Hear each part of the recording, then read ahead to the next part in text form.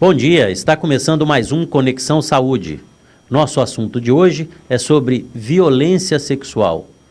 Um tema um pouco pesado, mas é muito importante discutir sobre isso. Nós estamos aqui com 3 profissionais, estamos com a doutora Zélia, vamos conversar com a psicóloga, vamos conversar com uma assistente social, nós vamos discutir bastante esse assunto, né, e desmistificar, inclusive, alguns temas referentes à violência sexual.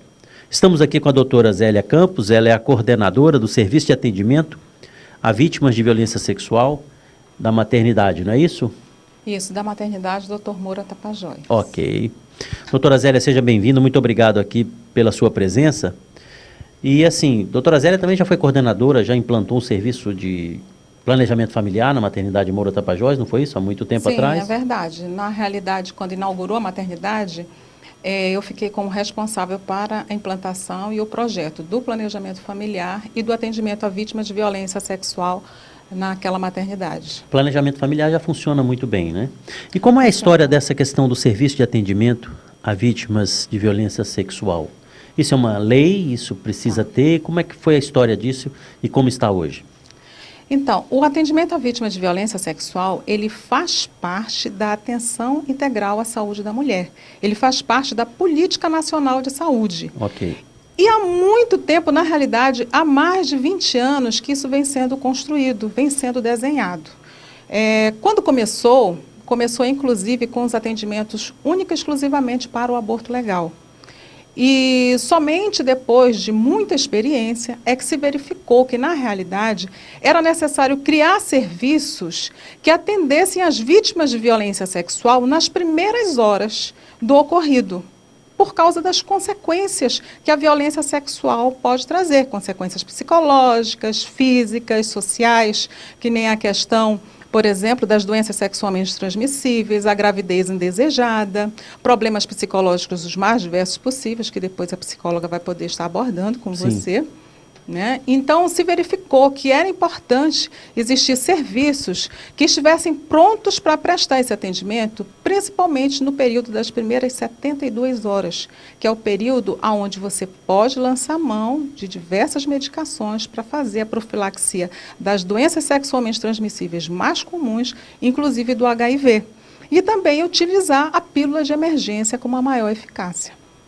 A pílula de emergência que você fala como contraceptivo? Como contraceptivo, o levonorgestrel. Então, para evitar a gravidez. Para evitar a gravidez. E aqui já te falando que a pílula de emergência, ela não é abortiva, ela não tem efeito abortivo nenhum, então ninguém precisa ficar preocupado com isso, porque ela é a base de progesterona e atualmente, inclusive, a gente utiliza progesterona até mesmo para manter a gravidez, em muitos casos, né, que se faz necessário.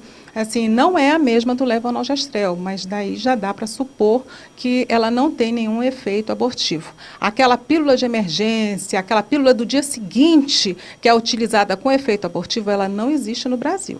Ok. Me diz uma coisa, doutora, e assim, a importância da criação, né, desse serviço para estar na atenção de saúde à mulher, ocorre em todas as faixas etárias, assim, também crianças, casos de...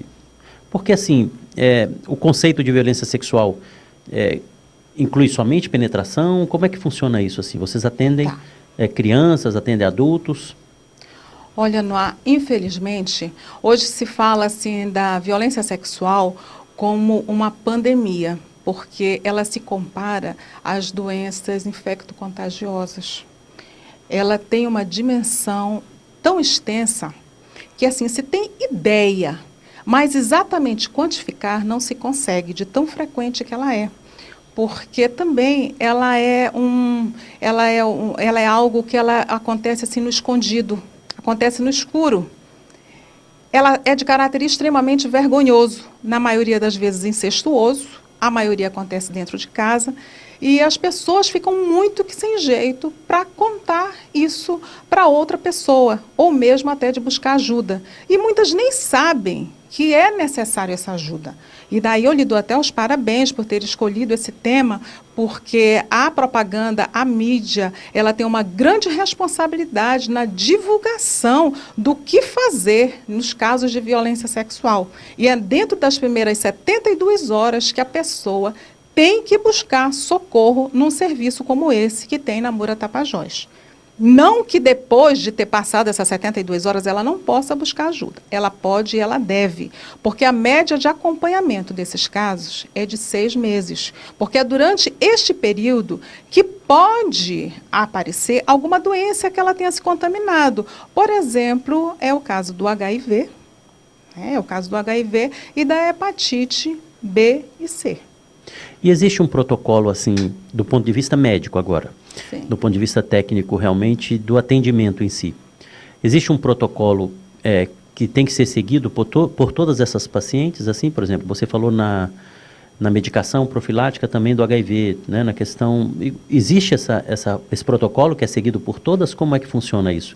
Existe toda uma rotina, a norma técnica do Ministério da Saúde, que ela é uma publicação, a publicação mais recente, ela é de 2011, e nós seguimos essa publicação. Todas as medicações, a gente procura que seja em dose única. Infelizmente, a única que a gente tem que usar por mais tempo são os antirretrovirais, né, que trazem muitos efeitos colaterais, e é necessário que a pessoa tome pelo período de 28 dias. E é uma preocupação muito nossa esse período de 28 dias, porque uma boa parte dos pacientes não conseguem ser determinados o suficiente para tomar essa medicação por 28 dias, por vários motivos. Desde realmente dos efeitos colaterais que a pessoa tem, até mesmo o próprio desânimo, a tristeza, muitas vezes até a depressão que ela tem em decorrência da violência sexual. Então, ela precisa muito do apoio dos parentes, familiares e amigos que acompanham também no serviço. E por isso que esse atendimento, ele não é exclusivamente médico, ele é multidisciplinar. E ele também não pertence só a um setor, ele é multissetorial. Por isso que não se trabalha sozinho com o serviço de saúde. Também se trabalha com delegacias, serviços sociais, justiça, porque é um problema de uma dimensão muito ampla. A formação da senhora é ginecologia e obstetrícia, não é isso? Isso, eu sou ginecologista e obstetra e nunca sonhei em trabalhar com violência sexual. Não, mas eu pergunto o seguinte, existem também necessidade de procedimentos cirúrgicos, às vezes, na questão dessa violência sexual? É frequente também? Existe, Anuar, mas isso é a minoria. Uma boa parte das pessoas ficam pensando que violência sexual, obrigatoriamente, ela tem que acontecer junto com lacerações. E nem sempre é assim. Veja você o caso, por exemplo, das crianças. No caso das crianças, abaixo, principalmente de 4 anos, por exemplo, na maioria das vezes, em torno de 70% ou mais das vezes, nós sequer encontramos marcas físicas, o que não significa que essa criança não passou por alguma forma de violência sexual. Por isso que quando a criança chega lá no nosso serviço, tanto faz criança como adulto, ela tem que seguir rigorosamente o nosso protocolo. De todas vai ser coletados os exames de sangue, porque poderá acontecer que alguma forma de violência sexual foi utilizada naquela criança e poderá ter transmitido alguma DST e que ainda não está se verificando a olho nu, clinicamente é assintomática, mas que os exames às vezes podem detectar. Bom, nós vamos a um rápido intervalo comercial e já voltamos aqui com o Conexão Saúde.